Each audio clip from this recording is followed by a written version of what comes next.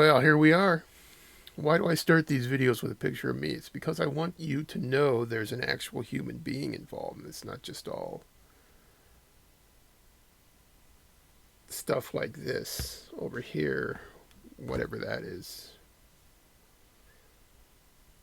Okay, this is what we were looking at yesterday while I was talking about other things. And I think anybody can see that these paints have a couple of characteristics that are really cool. Uh, Pigment is really fine. They level themselves out like crazy. But there is a school of thought, yeah, bless their hearts, bless their demented little hearts, school of thought that says that you should have first coat coverage for any kind of paint that you're painting. Doesn't matter how or why, you got to have first coat coverage. I don't know where this comes from, but I just want to put this to rest right now. No one coat coverage. This means you. Okay. I can kind of get one coat coverage myself if I put the paint on really thickly. That's not a good policy, though. The best policy, the best thing to attempt is to get a thin coat. You may have heard the expression two thin coats from our friends at the Warhammer, you know what I'm saying, Games Workshop people. They say two thin coats. I think what they mean by that is two carefully applied coats of thin paint, one on top of the other, and with some drying time in between. Not 15 minutes of drying time, not an hour of drying time, but some reasonable drying time. Because if you paint over paint that's not cured properly, there's a very good chance you're going to get something called reactivation. And that's a fancy way of saying that the second coat is going to melt the first coat. And that results in a mess. Seriously. I mean, more tears have been shed over that than I can imagine. Two coats, but you gotta let the first coat dry. And then the second coat should be applied gingerly. Some paints are worse than others. The Tamiya, our good friend, the Tamiya paint, acrylic paint, it has a problem with reactivation. It's pretty serious. Some people believe that this is a curse on their family, ancient druid curse or something. And they can't make this work, and that's the end of the line, and forget it. You can do it. You just have to work faster.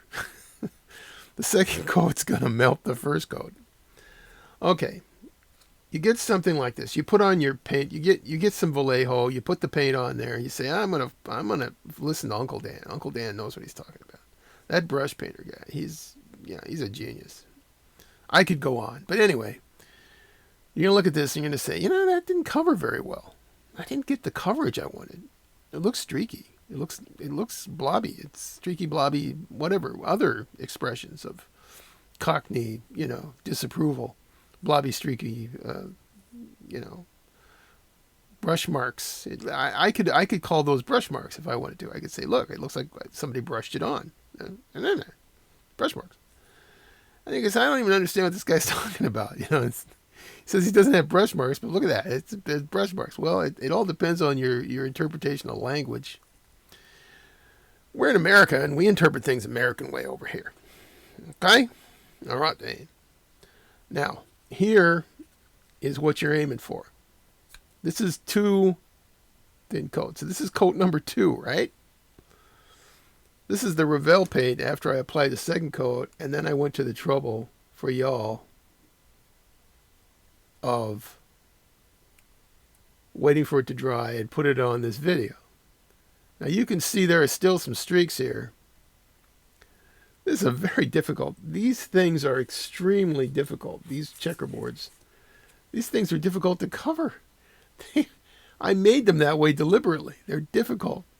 So you can really see how some paints do and other paints not so good. I could take Walmart paint and paint it over a plain old gray plastic and it'll look okay, but it's not going to look so good on this checkerboard. What I want you to do is look at the coverage and look at the fact that it's self-leveling. You can see that there are some variations in the reflectance, and that creates this sort of like a brush mark effect. And I'm holding it up to the light here with the hope that you will see the surface is actually very smooth. But there is this variation in reflectance that gives this effect. You're going to get rid of this when you build the model. You're going to get rid of this with our old friend floor polish. Yeah, future, yeah. Pledge for America, pledge floor wax finish, whatever they call it. Cheap, easy to get. Oh yeah, okay. Don't bug me, kid. It's cheap and easy to get, and it does a wonderful job on taking these issues of reflectance and putting them away. So you get a nice, consistent, even finish. Okay, here's some of our Vallejo paint. Vallejo Emerald Green. Yeah, we're not going to worry about that right now. Okay, Vallejo Emerald Green. We're going to put that on this test strip. And we're going to find out what happens when you put the second coat on, what that should look like, and why you should care. Well, maybe not why you should care, but hey. I'm going to stir this paint to within an inch of its life. This is Vallejo thin with water. Not all paints, in fact, most paints, you really can't thin them very well with water. But if you're using this Vallejo paint, or you're using one of the polyscale derivatives,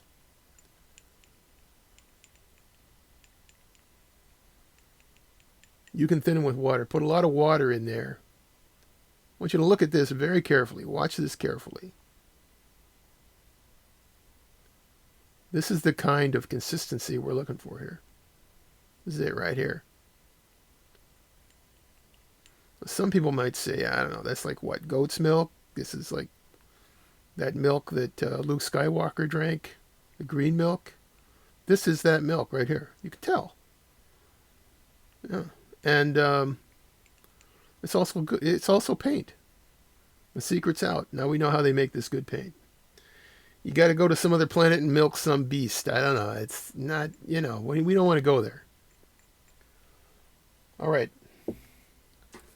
I love this brush. This brush is the antithesis of everything that I've ever heard about how to paint with a brush. Check it out. It's blunt on the end. It's camel hair. It cost me probably 50 cents. It's just gorgeous. God, I love this thing. 50 cents. Come on. That won't last. All right. Let's get a little paint on there. Let's go to the Vallejo. Coverage is pretty lousy at this point, but hey, I got nothing to worry about because you know what?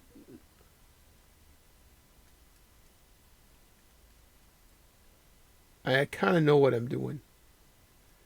Now at this point, I'm looking at this and I'm thinking, I'm not sure that got mixed adequately, but it's all right.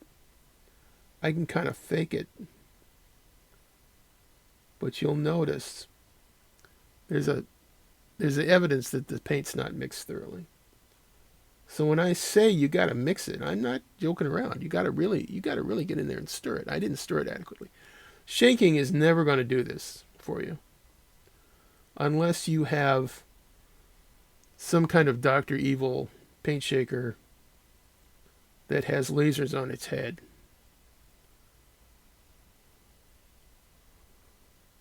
Now, because this is Vallejo and I'm pretty certain it's not going to reactivate. In other words, this coat isn't going to melt the first one. I'm just brushing away on it. But that right there looks really good for an initial, I should say, for the second coat of acrylic paint with a brush. That looks fantastic. And when this dries, it's going to look like it's been sprayed on. And as you may have noticed, I'm getting really good coverage, even on this awful checkerboard pattern.